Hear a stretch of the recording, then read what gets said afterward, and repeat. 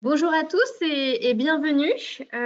Pouvez-vous me confirmer que vous m'entendez bien et que vous me voyez bien via le chat qui se trouve sur votre droite, juste pour m'assurer que tout se passe bien. J'attends quelques secondes vos retours.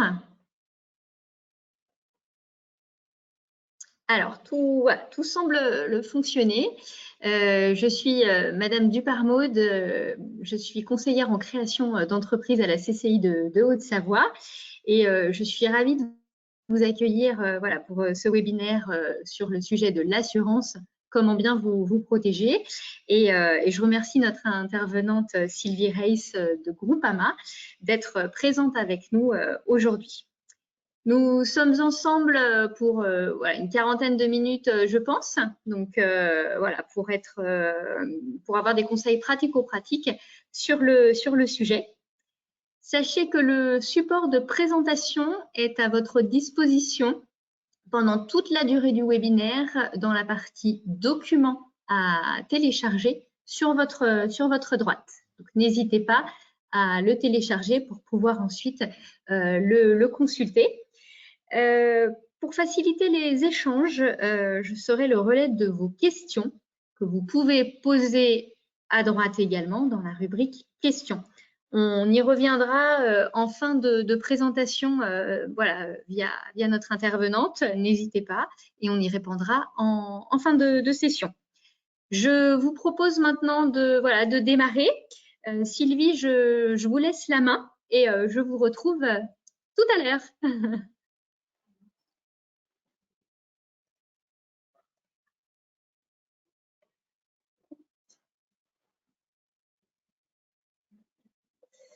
Donc, tout le monde m'entend là, du coup, c'est bon? Ouais? Oui. Ok. Ok, top. Bon, bah, bonjour à tous. Donc, je me présente. Je suis donc Sylvia Reiss.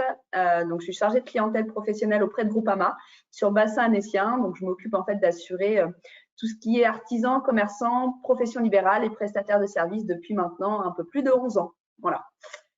Donc, aujourd'hui, on va parler un petit peu de tout ce qui est assurance. Des obligations notamment, et puis du conseil, c'est important. Je vais pour ça vous partager donc mon écran avec un petit PowerPoint que j'ai fait, et puis n'hésitez pas à noter vos questions si vous en avez, et j'y manquerai pas d'y répondre à la fin. Voilà. Alors tout le monde voit mon PowerPoint, c'est bon? Du coup, je pense que oui. Alors on y va. Hop. Donc aujourd'hui, comment je me protège en termes d'assurance? Ce qu'il faut savoir, il existe donc différentes assurances pour protéger votre activité et vous-même. On va essayer justement d'en parler un petit peu plus loin et de détailler en quelques lignes ces éléments-là. Pour commencer, donc, vous devez vous assurer pour votre responsabilité civile professionnelle. Il existe différentes responsabilités, notamment, donc je vous ai mis les deux plus grosses, donc c'est ce qu'on appelle la responsabilité civile d'exploitation et la responsabilité civile professionnelle. Donc, quelques petites distinctions entre les deux. Donc, la responsabilité civile d'exploitation, elle s'applique en cas d'accident, donc survenu pendant l'exploitation dans le cadre des activités quotidiennes de l'entreprise. Ça veut dire quoi? Ça veut dire qu'en fait, elle vous permet d'être couvert en cas de dommages corporels, matériels ou immatériels d'ailleurs, causés donc à des tiers comme des clients, des fournisseurs au cours de votre activité déclarée. Ça peut être également des sinistres causés par vos salariés suite à une faute dite inexcusable. Donc celle-ci, en fait, met en cause finalement l'employeur. Et puis, ça peut être également celle qui peut être mise en cause pour des biens, donc des biens et des matériels qui se trouvent en fait sous la responsabilité de l'entreprise et qui, du coup, sont utilisés par les salariés lors de l'exploitation. Et puis, ça peut être également dans le cadre des… Elle peut être mise en cause, en fait, dans le cadre des fonctions de vos salariés. Voilà. Ce qu'il faut savoir aussi, c'est que la responsabilité civile d'exploitation, elle peut être engagée autant au sein de l'entreprise qu'à l'extérieur. Voilà, ça c'est surtout important. Et pour ce qui est donc de la responsabilité civile professionnelle, celle-ci, en fait, elle couvre les dommages qui trouvent leur origine dans la réalisation même de la prestation. Voilà. Vous avez commis une erreur lors de la pratique de votre activité ou bien un oubli. Voilà, ce sera celle-ci qui sera mise en cause. Attendez, voilà. Ce qui est important de savoir, en tout cas, c'est qu'en tant qu'entreprise, vous avez l'obligation de réparer les dommages que vous êtes susceptible de causer à un tiers. Voilà, et c'est pour ça qu'elle est importante ici. Alors, je continue. Il existe également une autre garantie appelée la garantie décennale. Celle-ci, en fait, elle est surtout destinée aux artisans du bâtiment. Donc, elle va couvrir la réparation de certains dommages pouvant affecter donc une construction pendant une durée de 10 ans à compter de la réception des travaux. Et donc, c'est ce qu'on appelle la garantie décennale.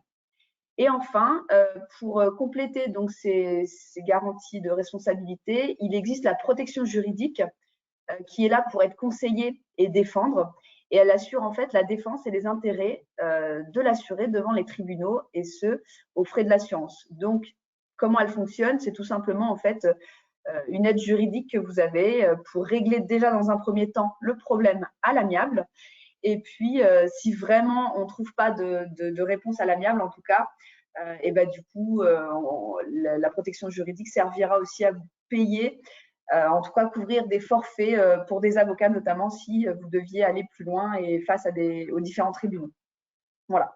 Donc, en résumé, trois choses, on va dire 2 choses. Donc, tout ce qui est responsabilité civile, la partie décennale pour les artisans et la protection juridique qui complète en fait ces responsabilités civiles. Donc, on continue. Une fois qu'on a assuré sa responsabilité civile, donc tous les dégâts qu'on peut causer à autrui, donc via la responsabilité civile professionnelle, il est important en fait d'assurer son bien. Donc, il y en a parmi vous qui auront peut-être un bâtiment en tant que propriétaire ou en tant que locataire. Pour autant, ce sera important de vous assurer donc pour la partie incendie et événements climatiques qui sont les obligations en termes d'assurance pour les bâtiments, et le locataire de toute façon, si vous êtes locataire, le propriétaire vous demandera une attestation d'assurance. Et ensuite, tout ce qui va être recommandé en termes d'assurance pour votre bâtiment, c'est bien sûr de vous assurer contre le vol pour la marchandise qui sera stockée, le vandalisme aussi, bien sûr, le dégât des eaux, parce qu'effectivement, vous n'êtes pas à l'abri d'un dégât des eaux, surtout vous avez souvent des points d'eau en fait dans les bâtiments, donc ça peut venir de là. Tout ce qui est dommages électriques aussi, lorsque l'électricité passe dans le bâtiment.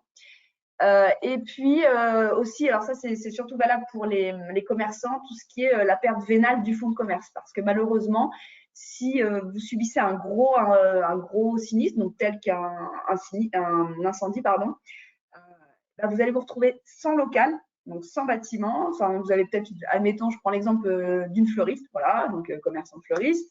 Elle a sa boutique, demain il y a un gros incendie, donc elle perd effectivement l'usage de sa boutique puisqu'elle ne peut plus y exercer suite à l'incendie. Donc elle va être obligée peut-être d'aller s'installer bien plus loin que d'où elle était, donc elle va perdre son portefeuille client. Voilà, ses clients ne la suivront peut-être pas où elle ira par la suite, donc c'est important voilà, de se couvrir aussi pour ça, pour toutes les personnes en tout cas qui utilisent un local pour exercer en fait. Voilà. Ce qui est important aussi lorsque vous exploitez en fait un bâtiment, il y a aussi tout ce qui est bris de glace, parce que forcément ça vous incombe. Et puis, comme je disais tout à l'heure, tout ce qui est contenu, donc le stock, la marchandise, ça peut être de la marchandise réfrigérée lorsqu'on est dans le cadre d'un traiteur, d'un restaurateur. Pour les autres, on peut également assurer du bris de machine, du bris de matériel, donc pour la casse des machines qui sont importantes lors de la pratique de votre activité. Et puis aussi, ça peut être du bris de matériel informatique pour ceux qui utiliseront notamment tout ce qui est médias, tout ce qui est disque externe ou autre. Enfin voilà. Donc ça, ça permet de s'adapter en fait, en tout cas, aux différentes situations et aux différents besoins de chacun. Je viens du coup par la suite parler de l'assurance perte d'exploitation. Vous avez tous dû en entendre parler, surtout avec la situation actuelle. Ce qu'il faut savoir, l'assurance perte d'exploitation, elle intervient s'il y a une perte de clientèle et une durée de redémarrage importante. Donc là, dans le cas de Covid notamment, en tout cas pour Groupama, c'était bien une exclusion dans nos contrats parce qu'en fait, c'est un événement qui va toucher tout le monde en même temps. Or, par définition, la perte d'exploitation, elle va toucher une seule personne pour un événement garanti. donc tels qu'un incendie, un dégât des eaux, voilà, ce genre de choses. Donc c'est pourquoi ici le Covid, enfin la garantie pandémie en tout cas ne rentrerait pas pour la perte d'exploitation. Lorsque vous avez un véhicule, ce qui est important aussi de prendre en considération, c'est les déplacements professionnels, parce que souvent vous assurez votre véhicule, mais pour des déplacements privés. Or, lorsque vous l'utilisez aussi pour votre activité professionnelle, donc c'est important d'en parler à votre assureur pour inclure en fait l'extension des déplacements professionnels. Voilà. De par le véhicule également, vous pouvez assurer la marchandise transportée que vous aurez dans le véhicule. Donc ça, c'est bien pour en cas de sinistre, collision, parce que si par exemple vous avez un accident et que la marchandise est abîmée, voilà, ça peut être dans ce cadre-là, ou aussi lors d'un vol. Le vol, vous laissez votre camion, il est chargé de la marchandise, vous faites voler la marchandise dedans, voilà, ça peut être aussi pour ça. Donc c'est important aussi d'adapter son contrat voiture en fonction de l'activité que vous en faites et de l'utilisation que vous en faites de votre véhicule. Voilà. Et j'ai rajouté un petit combo, le cyber-risque, parce que encore plus là justement avec le Covid, malheureusement, il y a beaucoup de cybercriminalité. Donc en fait, c'est quoi? C'est des personnes qui piratent en fait le système informatique et qui demandent une rançon pour pouvoir débloquer en fait et pouvoir continuer de travailler avec son ordinateur et puis ses systèmes d'exploitation. Le cyber-risque, ça touche de plus en plus de personnes et de grosses entreprises, enfin de grosses et petites entreprises d'ailleurs. Voilà, ils vous bloquent le système et malheureusement, vous ne pouvez plus rien faire. Et ils vous demandent une rançon. Donc, c'est-à-dire que si vous ne payez pas la rançon, ils ne vous débloquent pas votre ordinateur. Donc là, avec les nouveaux contrats, en tout cas chez Groupama, du coup, tous nos contrats sont avec cette garantie-là de cyber-risque qui permet d'avoir voilà, quelqu'un qui est spécialisé en informatique et qui peut débloquer justement ces blocages voilà, en cas de rançon. Voilà. Donc ça, on a vu là, en gros, dans un premier temps, si je récapitule, la partie vraiment responsabilité, bâtiment, donc vraiment pour l'activité.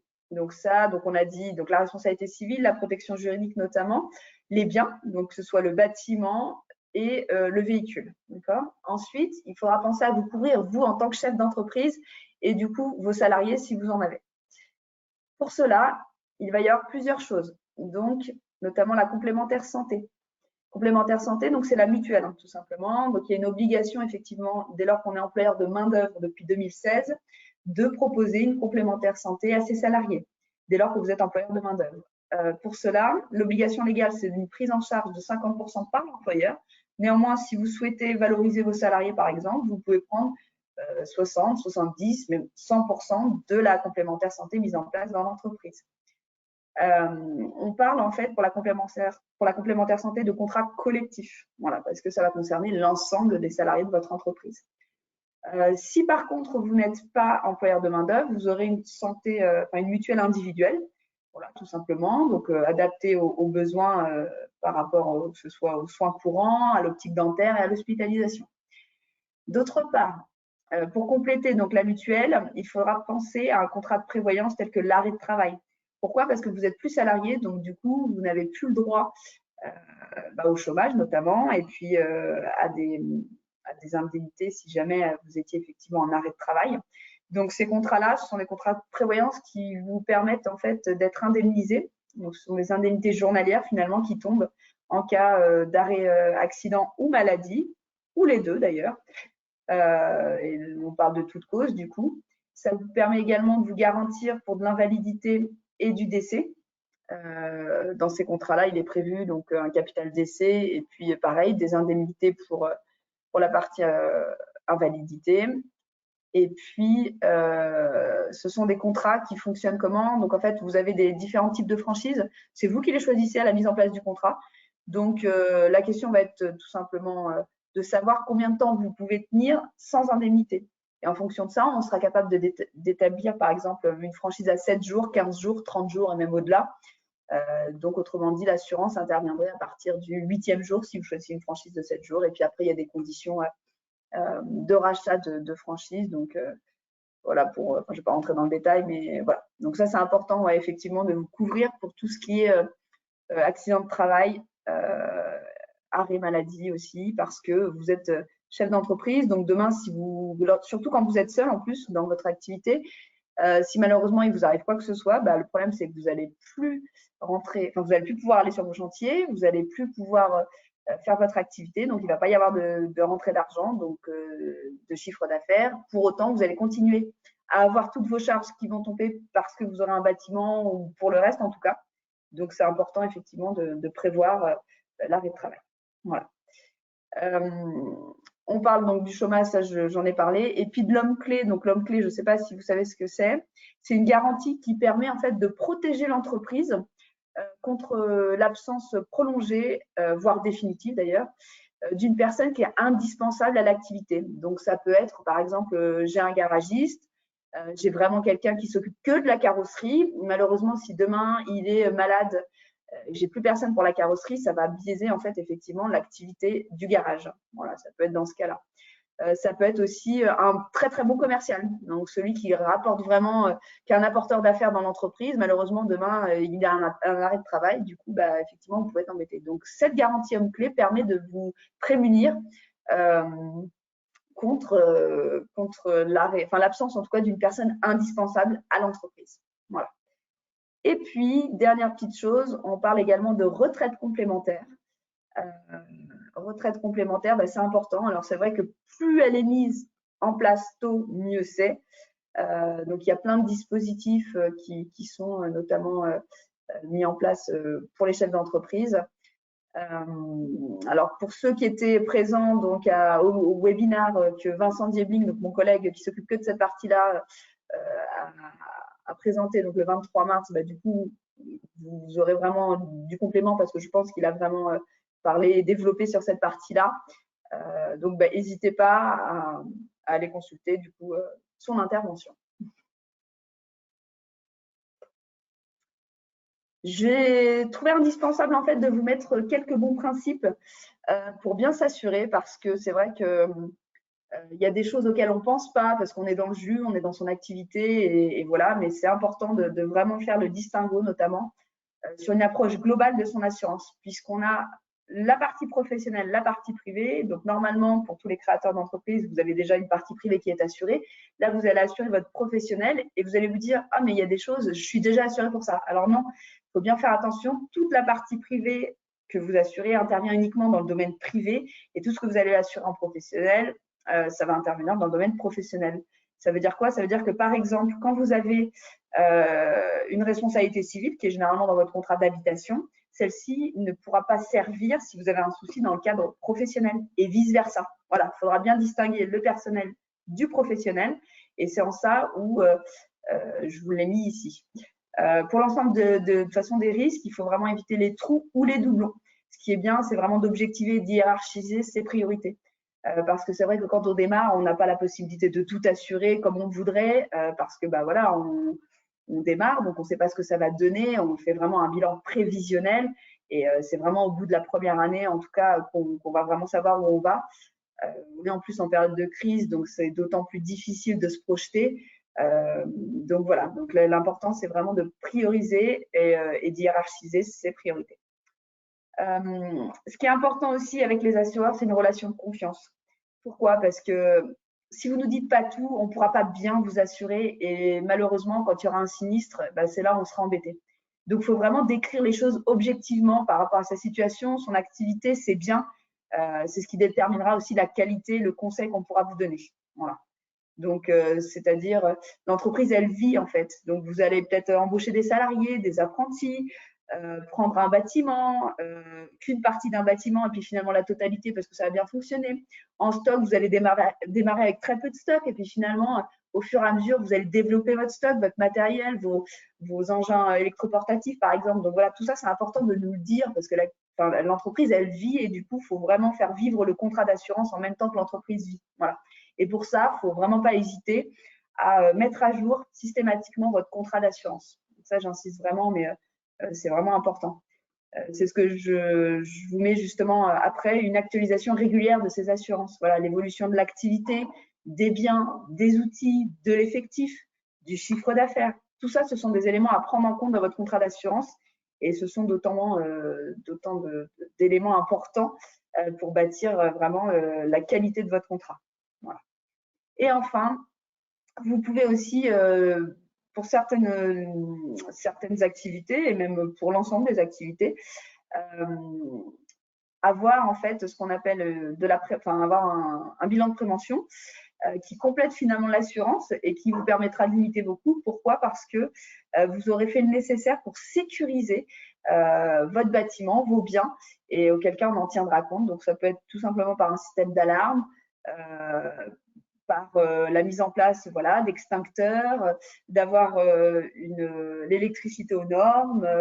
Voilà, c'est d'autant de points qui sont importants aussi et qui permettent de nous montrer que vous faites le maximum en tout cas pour limiter le risque de votre bâtiment, du stockage que vous en avez, et que ce soit limiter le risque vol, le risque d'incendie et autres. Et du coup, ça permet effectivement de limiter le coût de l'assurance. Voilà, et c'est ce qu'on appelle la prévention, tout simplement. Il existe du coup même des préventeurs qui peuvent se déplacer pour vous donner donc des conseils et qui d'ailleurs même parfois sont obligatoires dans certaines activités, comme par exemple un garage, c'est une obligation, chez nous en tout cas à Groupama, de faire déplacer quelqu'un, comme aussi pour une bijouterie, toutes les activités qui ont peut-être en tout cas, un fort risque de sinistre de vol en tout cas, et la prévention est importante. Voilà. Alors j'en arrive à la fin. J'ai vraiment développé les grandes lignes. Je voulais pas être rébarbatif là-dessus, et puis parce que le sujet des assurances, je sais que c'est pas simple, et puis il y a beaucoup de lignes, beaucoup de choses, mais les lignes importantes, en tout cas, c'est ce qu'on vient de se dire aujourd'hui. Si déjà vous avez ça en tête, retenez tout ça, et vous partirez déjà très très bien. Voilà. Donc si vous avez des questions, allez-y, je suis preneuse. Merci Sylvie pour cette intervention. Vous l'aurez compris, il est important de vous prémunir des risques, des principaux risques en entreprise, tant à titre personnel que sur votre le mobilier. Je vous propose effectivement de traiter les questions. J'en ai eu quelques-unes lors de votre intervention que je vais vous retranscrire. Alors, je suis en micro-entreprise. Est-ce que ma responsabilité civile personnelle peut couvrir certains risques de mon activité? Alors non, parce que même si on est en micro-entreprise, donc c'est l'ancien nom de l'auto-entrepreneur finalement, c'est bien une activité professionnelle et pour autant la responsabilité civile personnelle n'interviendra pas pour votre micro-entreprise. Il faudra bien effectivement prendre une responsabilité civile professionnelle, même si vous êtes en micro-entreprise. La seule chose qui peut, dans ce cadre-là en tout cas, peut peut-être en tout cas permettre de s'assurer avec la partie privée, c'est par exemple, donc vous êtes en micro-entreprise, vous n'avez pas de bâtiment, par exemple, vous utilisez par contre une pièce de chez vous, de votre domicile en tout cas, pour stocker des choses que vous utilisez pour votre activité professionnelle. Là, oui, dans certains cas, on peut en fait assurer dans la limite d'un montant. Alors, chez Groupama, c'est 5 000 € pour certains, ça peut peut-être être moins, voire plus, ça à voir avec votre assureur. Mais c'est-à-dire que vous aurez uniquement votre responsabilité civile et pour tout ce qui est stock, on pourra l'intégrer dans une pièce de votre habitation avec une clause en disant que on n'excède pas 5 000 € de contenu professionnel dans une pièce de l'habitation, en fait. Voilà. J'étais claire? Ouais. Oui. Voilà. Voilà. Sinon, oui, il faut vraiment, par contre, ça ne vous dispensera pas de prendre une responsabilité civile professionnelle, même si vous êtes en micro-entreprise. Autre question, je fais de l'achat-revente de véhicules d'occasion. Je n'arrive pas à trouver de responsabilité civile professionnelle. Et oui, c'est très difficile effectivement parce qu'en fait, c'est une activité de négoce, achat-revente, c'est du négoce. On est très peu à en vouloir. Pourquoi? Parce qu'en fait, c'est par rapport tout simplement à la lutte anti-blanchiment. Voilà, le fait de vendre, revendre, enfin voilà, c'est très particulier. Les seuls qui assurent encore aujourd'hui, ce sont des courtiers. Donc, je vous invite à vous rapprocher auprès d'un courtier parce que tout ce qui est agence comme nous, Groupama, tous les assureurs classiques, en tout cas, ça, ce sera refusé. C'est vraiment une exclusion de notre champ d'application. Pour autant, les seuls qui assurent encore aujourd'hui, ce sont des courtiers. Donc, essayez de voir peut-être avec Tetris Assurance, regardez en ligne en tout cas. Là, vous avez de fortes chances de trouver parce que sinon, ça va être très, très compliqué en agence classique. Ouais, effectivement. Merci. C'est une question qu'on nous pose couramment. Ouais, tout ce qui est achat-revente, c'est ces activités de négoce et il y en a très peu qui le font encore aujourd'hui. Ouais. Mhm. Quels sont les délais de remboursement approximatifs en cas de soucis, vol, dégâts des eaux, voilà, pour pouvoir faire repartir l'activité le plus vite possible? Alors, c'est très variable. Pourquoi? Parce qu'en fonction vraiment du sinistre, en fait, et de la situation, voilà, si on est dans le cadre d'un incendie, qu'on a tout perdu, il va falloir repartir. Donc, il y a un déblocage de fonds qui est quasiment immédiat, en fait, finalement, après que l'expert soit passé. Et ce qui détermine vraiment le temps, c'est surtout l'expertise. Donc, quand est-ce que l'expert passe? À partir du moment où l'expert passe, là, il y a plein de choses qui se débloquent parce que voilà, il a vu, il a pu faire son rapport détaillé, chiffré, enfin voilà. Mais ce qui est important, c'est surtout de faire passer l'expert au plus vite pour que lui prenne en considération les dégâts suite aux dégâts des eaux, enfin tout ce qui a pu arriver. Pour autant, en fonction de la situation, il y a des déblocages qui se font, mais vraiment quasi systématiques. Moi, je vous dis, en 11 ans de Groupama, j'en ai vu de tout d'ailleurs. J'ai vu un départ d'incendie causé. Alors là, c'était dans une habitation, c'était pas dans un local pro pour le coup, mais la personne était pro et du coup, je me suis déplacée quand même pour voir ça. C'est parti d'un poêle tout simplement et ça a vraiment endommagé l'habitation. Donc ça veut dire quoi? Ça veut dire qu'il a fallu évacuer ce qui était évacuable entre guillemets du mobilier. Il a fallu reloger la personne parce que c'était pas possible qu'elle reste sur place. Il a fallu nettoyer parce que quand les pompiers arrivent et qu'ils vous inondent tout, enfin c'est pas possible. Enfin voilà. Enfin, il y a eu beaucoup de choses voilà, qu'il a fallu prendre en considération. Il y a eu un déblocage des fonds immédiat. Voilà, c'est-à-dire que ça a été tout de suite. Alors, je ne sais plus le chiffrage, je ne sais plus si c'était 10 000, 15 000 euros, enfin voilà. Et elle a été relogée tout de suite, la personne, parce que c'est une situation voilà, qui est importante en fait, et on ne peut pas laisser la personne sans rien. Donc ça a été fait. Après, quand c'est des choses moindres, comme par exemple un dégât des eaux, mais qui va juste, par exemple, abîmer un mur, donc c'est pas, ça veut dire que vous pouvez continuer d'utiliser le local. Pour autant, effectivement, côté esthétique, c'est peut-être pas top. Il y a toujours l'expertise qui sera faite, ça pose pas de problème, mais ça peut mettre un peu plus de temps parce qu'effectivement, il y a des priorités en fonction de la gravité du sinistre. Voilà. Donc, les délais, je suis incapable de vous dire comme ça peut être 8, 10, 15 jours et même parfois un mois, voire 2. Enfin, voilà, ça dépend vraiment de la gravité du sinistre. Ouais. D'accord. Voilà. Autre question, est-ce que l'assurance perte d'exploitation rentre en compte en cas de longue ou grave maladie? Alors, non. Pourquoi? Parce que la perte d'exploitation, elle va vraiment couvrir tout ce qui est toutes les garanties en fait qu'on aura que j'ai évoquées avant, donc tel un sinistre incendie, un sinistre vandalisme par exemple, pourquoi pas. Enfin voilà, c'est vraiment pas pour la personne. La personne, en fait, elle, pour pouvoir être indemnisée, ce ne sera pas de la perte d'exploitation, ce sera les indemnités journalières notamment. Donc si par exemple, voilà, il y a une grave maladie, la personne est arrêtée, on va l'indemniser à ce titre-là et cet argent-là, soit elle l'utilisera pour payer ses charges, par exemple, ou pour embaucher quelqu'un le temps qu'elle récupère et puisse revenir dans l'activité, en fait. Mais la perte d'exploitation ne rentre pas pour quelqu'un qui est malade, c'est pas pour la personne, c'est vraiment pour l'activité en fait. Donc non. La seule chose, voilà, ce serait vraiment l'indemnité journalière en cas d'accident maladie ou, comme tout à l'heure on disait, l'homme clé. Enfin, ce que je disais tout à l'heure, l'homme clé, c'est vraiment l'absence d'une personne prolongée qui est vraiment importante dans l'activité et auquel cas ce serait la garantie homme clé qui prendrait le relais, mais pas la perte d'exploitation. Voilà. Très bien. Et dernière question. Est-ce que je suis obligée d'avoir mes assurances professionnelles dans la même assurance personnelle? Alors, pas du tout. Non, non, ça, c'est vraiment un choix de votre part. Donc, non, non, pas du tout. Vous n'avez pas l'obligation d'avoir le professionnel avec le perso. Vous pouvez très bien distinguer.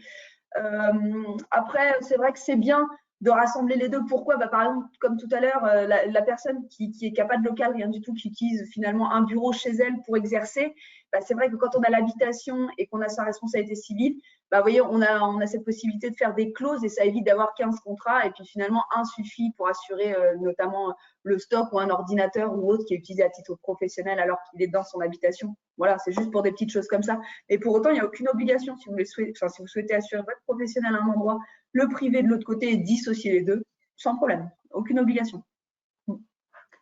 Eh bien, très bien.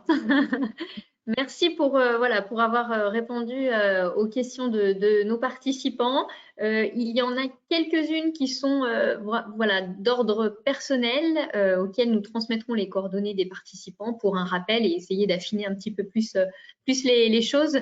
Ne vous inquiétez pas.